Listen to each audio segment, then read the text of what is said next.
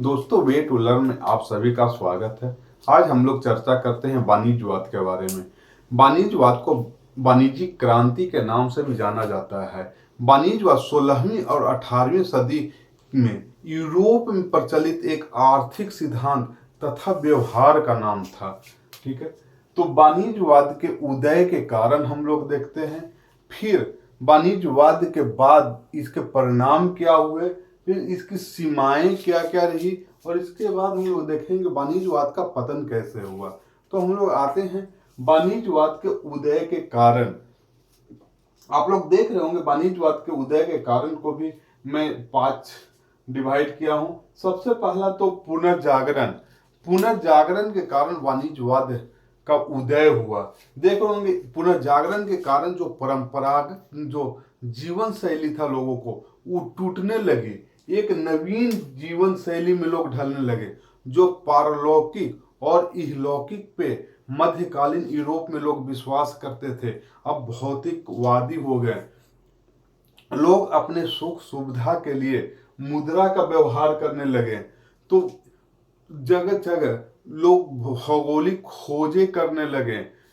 उसी समय आप लोग देखे होंगे कि अनेक वैज्ञानिक आविष्कार होने लगे, अनेक समुद्री मार्गों का खोज होने लगे।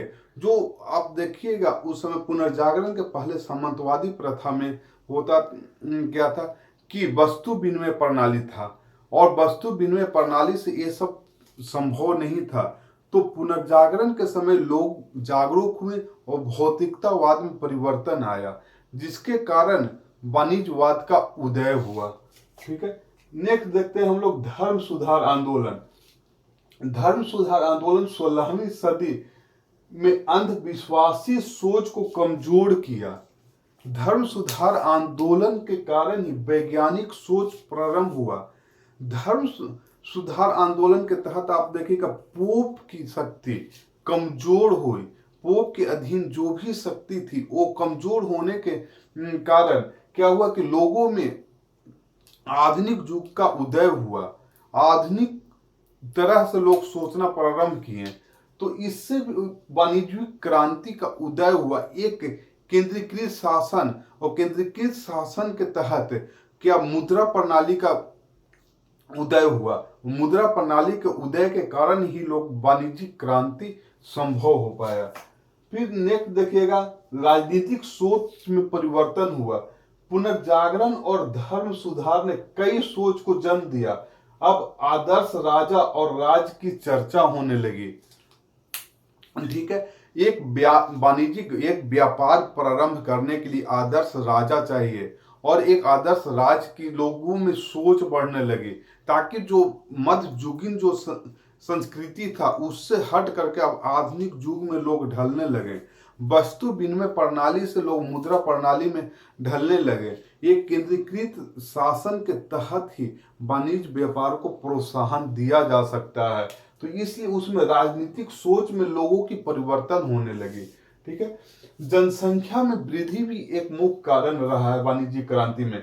पुनर्जागरण काल में यूरोप की जनसंख्या में तेजी से वृद्धि हुई।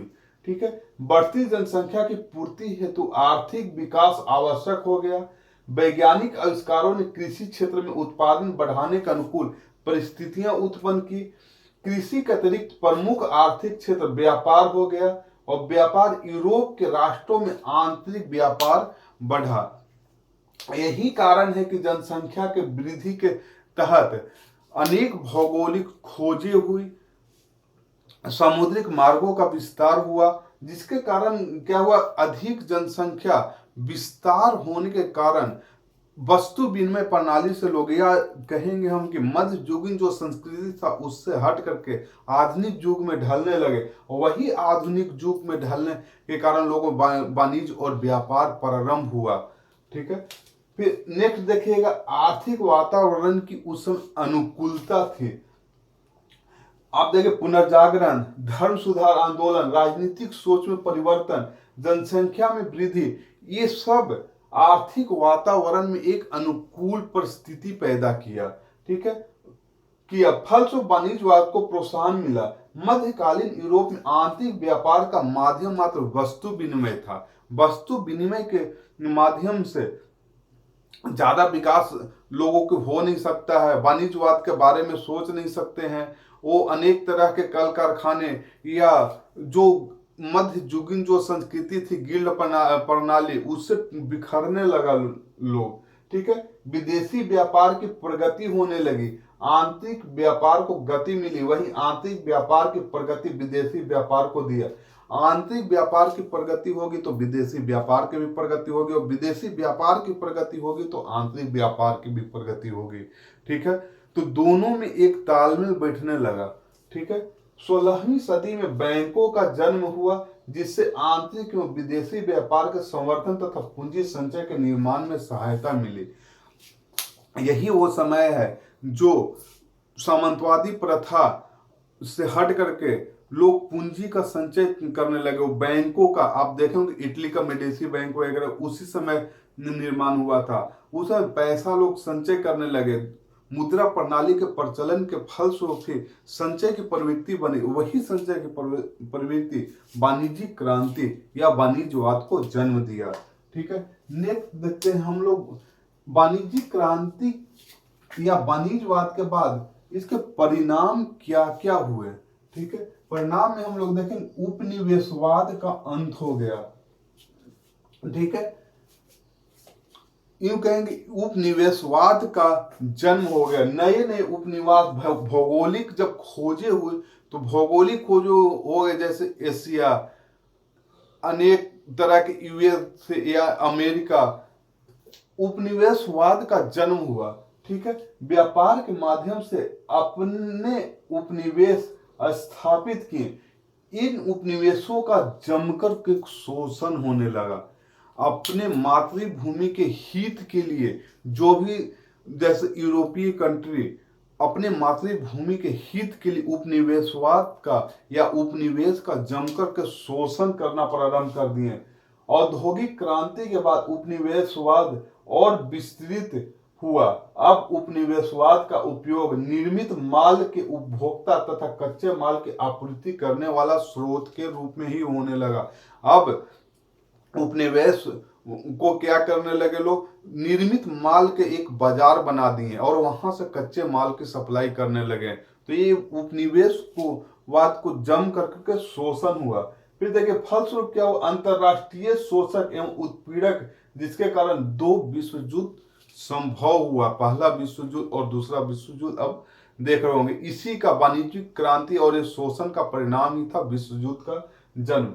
अब नेक्स्ट देखिएगा 16वीं और 18वीं सदी के मध्य पुर्तगाली, डच, फ्रांसीसी, अंग्रेज आदि एशिया, अमेरिका, अफ्रीका आदि महादेश द्वीप में उपनिवेश अपना अपना स्थापित किए, जिनका शोषण हुआ, जिसके कारण वाणिज्यिक क्रांति का जन्म हुआ। नेक्स्ट देखिएगा मध्यम वर्ग का उदय। यही वह समय था जहां आधुनिक काल का संवाहक बना। ठीक है, मध्य वर्ग ही वो था कि आधुनिक युग का संवाहक बना। यह सामाजिक, आर्थिक एवं सांस्कृतिक परिवर्तन का एक अगुआ बना, जिसके कारण एक वाणिज्यिक क्रांति संभव हुआ। फिर नेक्स्ट देखिएगा आर्थिक जीवन की गतिशीलता बढ़ी। मध्य युग में सामंतवादी प्रथा के तहत जो भी था वस्तु विनिमय या लेन देन का व्यापार अब विपणन, मंडी के रूप में तब्दील हो गया। बाजार, मुद्रा बैंकिंग जैसे संस्था का निर्माण हो गया। मुद्रा बैंकिंग का निर्माण होगा तो वाणिज्यिक क्रांति के रूप में उभरेगा। ठीक है, नेक्स्ट देखिएगा औद्योगिक क्रांति। यह आर्थिक जीवन में उत्पन्न गतिशीलता का परिणाम था औद्योगिक क्रांति। ठीक है, वाणिज्यवाद से यूरोप में धन संचय होने लगा और यही धन संचय के कारण वाणिज्यवाद का उदय होगा। नेक्स्ट देखा भौगोलिक खोज एवं वैज्ञानिक प्रगति। समुद्री मार्ग की खोज हुआ, जल परिवहन के अच्छे साधनों का विकास हुआ, जिसके कारण वाणिज्यवाद का उदय हुआ। नेक्स्ट देखिएगा नवीन राजनीतिक विचारों का विकास इस समय होने लगा। मध्यकालीन यूरोप में सामंती प्रथा, चर्च की सत्ता तथा ये सब चीज समाप्त होने लगे। मध्यकालीन यूरोप में चर्च की सत्ता और सामंती प्रथा खत्म होने से नया व्यापारिक मध्यम वर्ग परंपरागत सहजता नहीं महसूस कर रहे थे। अब व्यक्तिगत स्वतंत्रता को समर्थन मिला तथा अनेक संकीर्ण विचार का इस समय अंत हो गया। ठीक है, राजनीतिक कठोरता के स्थान पर उदारता लोग बरतने लगे। एक राजनीतिक जो संकीर्णता थी, एक उदारता सोच लोगों में होने लगी, जिसके कारण अनेक राजनीतिक परिवर्तन हुआ। इसी समय अनेक राजनीतिक उथल पुथल और परिवर्तन होने के कारण वाणिज्यिक क्रांति होगा। इंग्लैंड इसे ताजा घटना है इंग्लैंड की घटित 1688 ईस्वी में रक्तहीन क्रांति का नाम हम लोग ले सकते हैं। अब इसकी सीमाएं हम लोग देखेंगे, वाणिज्यिक क्रांति की क्या क्या सीमाएं रहा।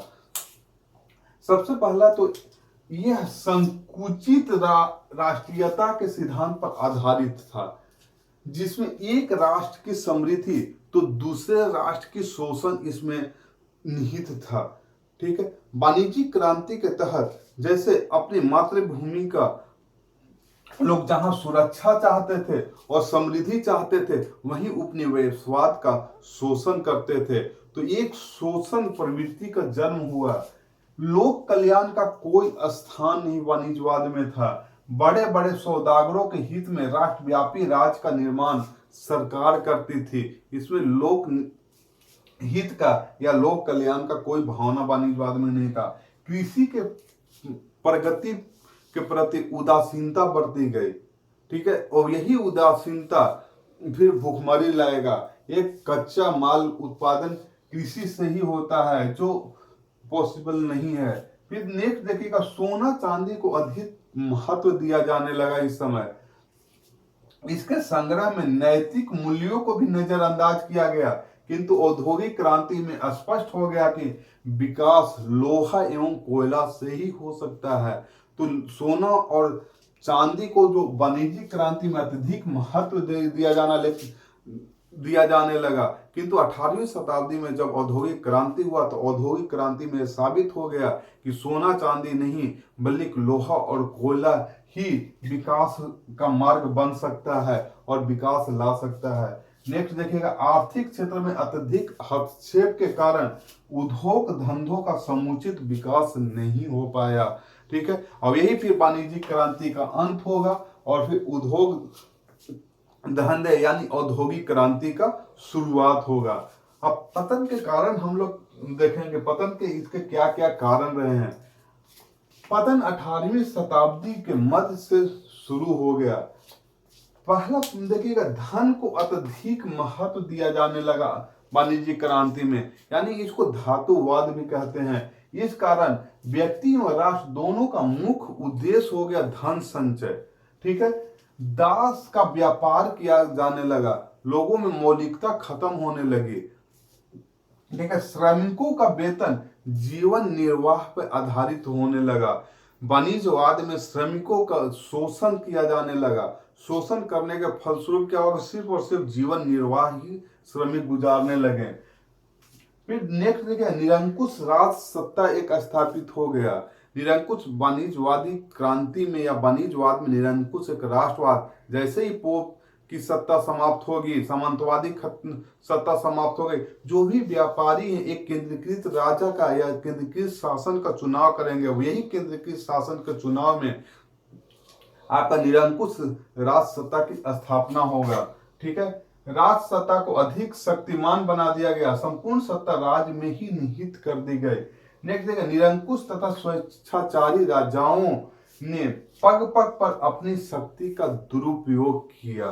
ठीक है, स्वतंत्र व्यापार का सिद्धांत, उपनिवेश के स्थापना के बाद मातृ देश और उपनिवेश के बीच स्वतंत्र व्यापार के वाणिज्यवाद का पतन हो गया।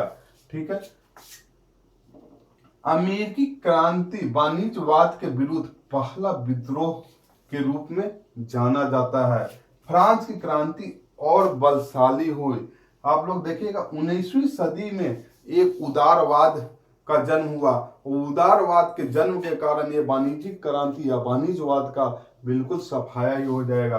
फिर कृषि को कम महत्व दिया जाने लगा वाणिज्यवाद में। कृषि को उद्योग के बाद स्थान दिया जाने लगा। जिससे कृषि का समुचित विकास नहीं हो पाया। ठीक है।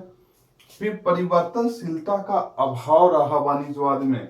वाणिज्यवादी विचारों में परिस्थितियों के अनुसार संशोधन नहीं हुए, अतः गतिशील विश्व में यह वाणिज्यवाद टिक नहीं पाया। ठीक है। नई परिस्थितियों में उत्पादन तथा व्यापार से संबंधित अनेक अव्यवहारिक प्रतिबंध को समाप्त कर दिया गया और मुक्त व्यापार का महत्व बढ़ गया। तो हम लोग देख सकते हैं कि नई जो भी परिस्थिति हुई वाणिज्यवाद के बाद, एक मुक्त व्यापार का माहौल मिला और मुक्त व्यापार और औद्योगिक क्रांति आने के बाद ये वाणिज्यवाद या वाणिज्यवादी जो क्रांति है इसको महत्व कम हो गया। तो एक चीज हम लोग देख लिए कि वाणिज्यवादी क्रांति या वाणिज्यवाद के उदय के कारण और इसका पतन तक हम लोग देख लिए। तो ये वीडियो दोस्तों अगर अच्छा लगा होगा प्लीज आप लोग लाइक कीजिए, सब्सक्राइब कीजिए, जितना ज्यादा से ज्यादा शेयर आप लोग कर सकते हैं ताकि सभी दोस्तों के पास ये वीडियो पहुंच सके और सभी इसका लाभ उठा सकें। ठीक है। Thanks for watching this video दोस्त। Okay, bye bye.